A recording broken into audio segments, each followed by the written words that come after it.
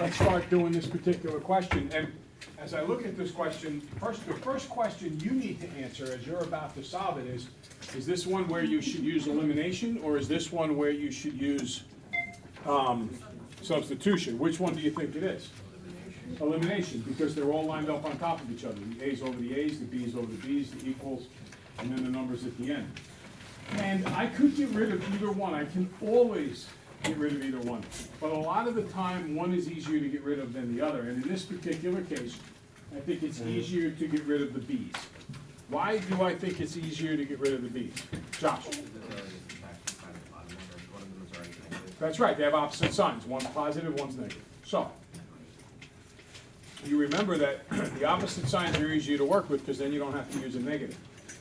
So I'm going to take the top one, and I'm going to multiply by the 3 that's next to the B on the bottom. What am I going to multiply the bottom one by? 4. The 4. And then I distribute, in both cases, to all 3 terms. You know, I look down and I see Frankie writing it down, and that's what you should all be doing. Each person should be copying this down. This serves as having watched the video.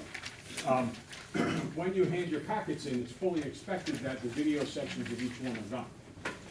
All right, so if I distribute the 3 across, I get 9A plus 12B equals 24.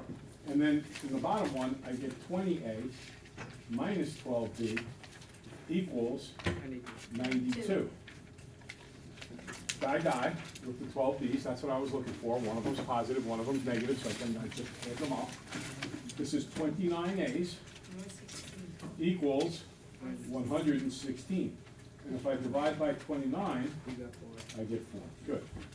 Now, the first problem I saw on the test, for a small number of kids, they didn't even know how to do what we just did. That number of kids was relatively small, and to be honest with you, they should have worked a lot harder, so they kind of got what they deserved.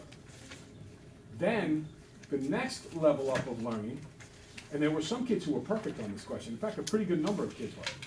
The next level of learning was to do all the work in red. And many, many, many kids did all the work in red perfectly. Many kids did all of that work in red, spot on. Couldn't ask for it to be any better.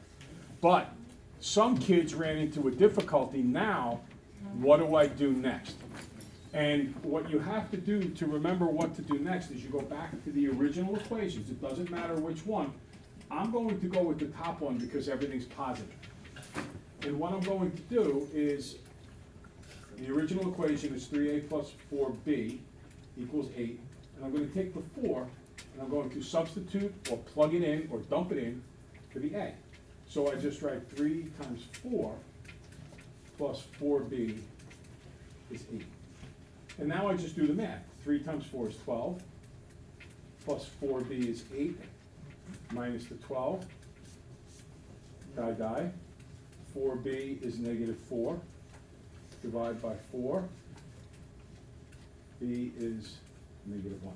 So a pretty good number of kids got the blue work right, and a pretty good number of kids did not do the blue work. It's extremely important that you remember that this question has 2 letters in it. It has both an A and a B. All year long, up until this most recent chapter, every equation we ever did had only 1 letter in it. So it's kind of natural that when you would get to an answer like A equals 4, you would think, hey, I'm done. I found what the letter is. The problem is, God bless, for the first time all year, you now have equations where there are 2 variables. So it's not enough to just find A. You also have to go back and get B. Now, if you got A and you got B, you might say that you're done. It's a good thought, but it's not true because of this word here. Check. And more than any other part of this problem, the part that gave kids a hard time was checking. Way too many kids did not check at all. I don't know if that's because you didn't bother reading the word, and that sounds like you were lazy. I don't think it's a matter of laziness. I think that when you recognize that you knew what to do with the red and blue work, you just got to work right away. You were like, oh, I gotta get to do that. I know what to do, I know what to do. So you got to work right away. And I think you just kind of sloughed over the check part and didn't realize it was there. I don't think it makes you bad, but please realize it is there, and it's going to be there on the retest, okay? And when you go to check, This was the second mistake. Many kids checked in only one of the two equations. You have to check in both of the equations. So what I always recommend kids do when it comes to a check is that you rewrite both of the equations. Just come off to the side and write exactly what it says.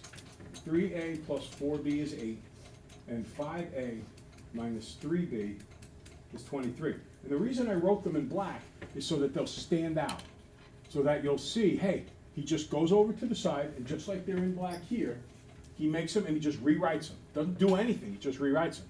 And you know, I often like to write the word check over here, so that whoever's grading the paper realizes, hey, I'm doing the check, I better get credit for it. Sometimes some of you guys are a little sloppy with how you do your work, and it kind of all mixes together. And if I'm grading your paper, I might miss the fact that you did a check, and I want you to get credit for it. So by writing that word check, you're helping me help you. All right, now A is 4 and B is 1. So I'm going to dump in the 4 for A, and I'm sorry, -1 for B. What's 3 times 4? 12. What's 4 times -1? And 12 minus 4 is 8. So 8 equals 8, check. That's right. Okay? But again, a lot of people stopped after 1. It's not good enough to stop after 1. You have to stop after 2. So now I go back and I do the same thing again. And that's the shame of this, is if you did the first one, you know how to do it. You just have to remember to do the second one. And that's why before I even start the check, I write both equations, because I don't want to forget to do them both. And having graded way too many millions of papers in my career, I know that this is what kids are going to do. They're going to forget to grade, to write the second one. 5 times 4 is 20.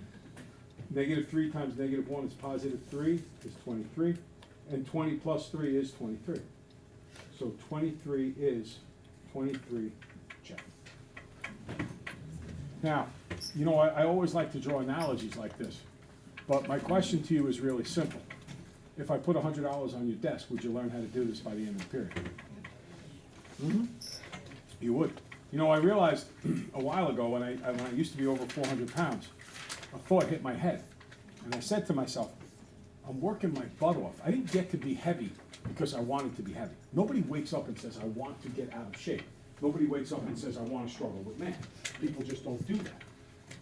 What happens is, I get so concerned with other things as, at that time, a husband, a father,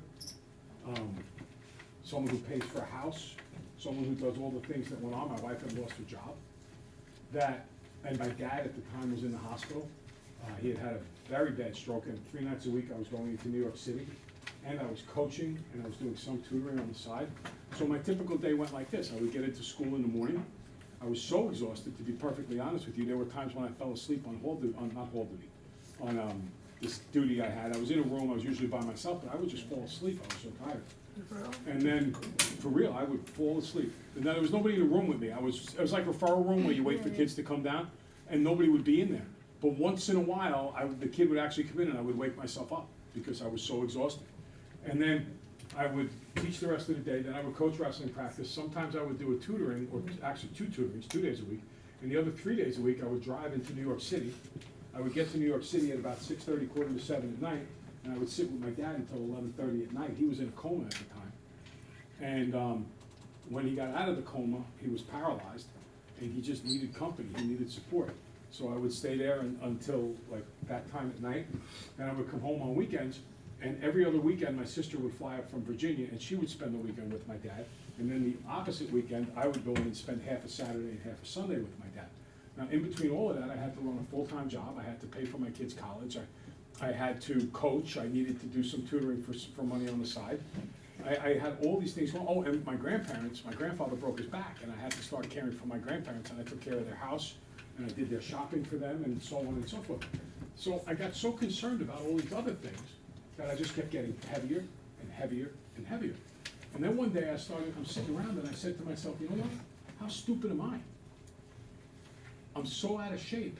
I've worked so hard for so long. I'm going to get to my retirement, and either I'm going to die of a heart attack and not be able to enjoy my retirement, or I will be so out of shape physically that I won't be in the condition I like to be to go fishing, to go hiking, to go doing photography, to living the kind of life I like to live.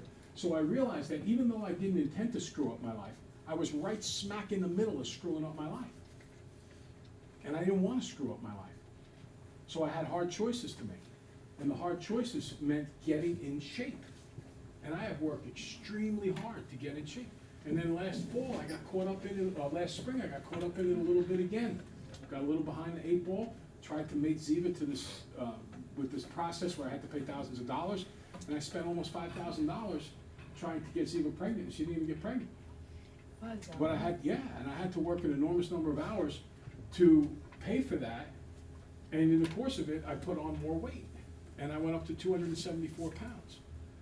And then when I hit 274 pounds, I said, oh man, how stupid am I? I'm starting to do the same stuff I used to do. So now I get on an exercise bike and I ride every night. And some nights my wife looks at me like, you know, what do you mean you don't want to sit down and watch TV? And I'm like, no, I don't want to watch TV. I want to be in shape. I want to work hard. So I was 274 at the end of school last year. I'm 229 today. She keeps saying, you're getting so skinny, you're getting so skinny. I said, just 4 or 5 more pounds. That's all I want. 4 or 5 more. Clothes fit good, I'm comfortable. Just a couple more pounds, I'll be exactly where I want to be. And then, the hardest part of all, what am I going to do to maintain exactly where I am? What can I do to maintain it? With you guys, maybe your problem's not your weight. Maybe your problem is your grades. So you need to figure out, what do I have to do to get those grades? Do I have to watch the video every day? Do I have to watch it twice? Do I have to come to extra help? Do I have to do relearn packets? Whatever the cost, the fact is you have the opportunity to do it a second time. All right, so that's number 12, each of the steps for number 12. Now we're going to do number 13. And when we do number 13, it's not an elimination technique kind of question. What is number 13? Substitution. Good. How do I know that number 13 is substitution? What tips me off? Go ahead, Randy. They're not lined up. Very good. I got x's over y's. The equal signs aren't on top of each other. So when I do substitution, and this is the big mistake I saw. Ready? Watch this. I saw people put the x minus 1 in place of the x. It does not say that. What is x minus 1 equal to? It's equal to the y. So I have to leave the 2x, leave the minus 3, leave the equals, leave the negative 1, but the y is what I'm going to put the whole x minus 1 in for. So that's where the substitution goes. It does not go for the x. There's nothing about substituting that says I always go in the first place or I always go in the second place. That has nothing to do with it. What it has to do with is that the y is x minus 1. So since it's telling me what the y is, the x minus 1 has to go in for the y because that's what you know what it is. Now, I just go back to the way I learned earlier in the year, and I've graded so many of your papers, and your papers are excellent at this all year long. Distribute the negative 3, 2x minus 3x plus 3, remember when you multiply by negative, change that sign, equals negative 1. Is this the same side or opposite side situation? 2x minus 3x is negative x, plus 3 is negative 1, minus 3 to both sides, die. Negative x is negative 4, then I got to divide by negative 1. X is 4. Positive 4? Yes, definitely positive because you needed to divide by that negative. Or think of it this way too. If negative x is negative 4, then what's positive x? Positive 4, right? Okay. Am I done? No. No. Here to me is the greatest thing about substitution. The greatest thing about substitution is that it's so easy to go back and find the second variable. Because one of the equations is always so easy. Y equals x minus 1. I'm going to take the 4, plug it in here. Y equals 4 minus 1. 4 minus 1 is 3. So I get that x is equal to 4 and y equals 3. Now I'm going to do the check in just a moment, but the bottom question here says if these points were graphed, or if this lines were graphed, what would the coordinates of the point of intersection be? Any point is always x comma y. So the x is 4 and the y is 3. So the answer is 4 comma 3. Now, we just went over the check a couple of minutes ago. When it comes to doing the check, what's the first thing I always do? Rewrite the equations. Good. I actually should even say, write the word check, so that the teacher knows where it is and the teacher can give me credit. Sometimes teachers don't mean to screw up grading your papers. In fact, I don't know any teacher who intentionally screws it up. But they do it anyway. Well, if they do, that's terrible. But I know I make mistakes grading papers, because teachers don't want to grade papers. There's a ton of stuff on there, and they're bored to death doing it. So, and also, let's be perfectly honest, how bad is some of your handwriting? Right? So we're kind of charged with trying to interpret hieroglyphics, and when that happens, it's a little difficult on us. So sometimes we miss what you know is there. But if you write the word check, it's telling us, hey, look here, Mr. Linquist, this is where you're going to find what I want credit for. Okay, x is 4, so 2 times 4 minus y is 3. 3 times 3 equals negative 1. What's 2 times 4? 8. What's 3 times 3? 9. And 8 minus 9 is negative 1. So I get a check. And then over here, let's do it again. It says x is 4, y is 3. So does 3 equal 4 minus 1? Sure it does. 3 equals 3, check. Now, let me tell you what I see as the teacher sitting here in the front of the room. I see more attention out of you today than I've seen in a very long time. And my feeling is that if you were to show this kind of attention every single day, that you would do really, really well. And if you remember, I said to you yesterday, the biggest battle you get every single day is the battle with yourself. So I think what's happened is that you guys have, yesterday I think you lost the battle, but today I think you won the battle. So I think you'll see a whole lot of benefits.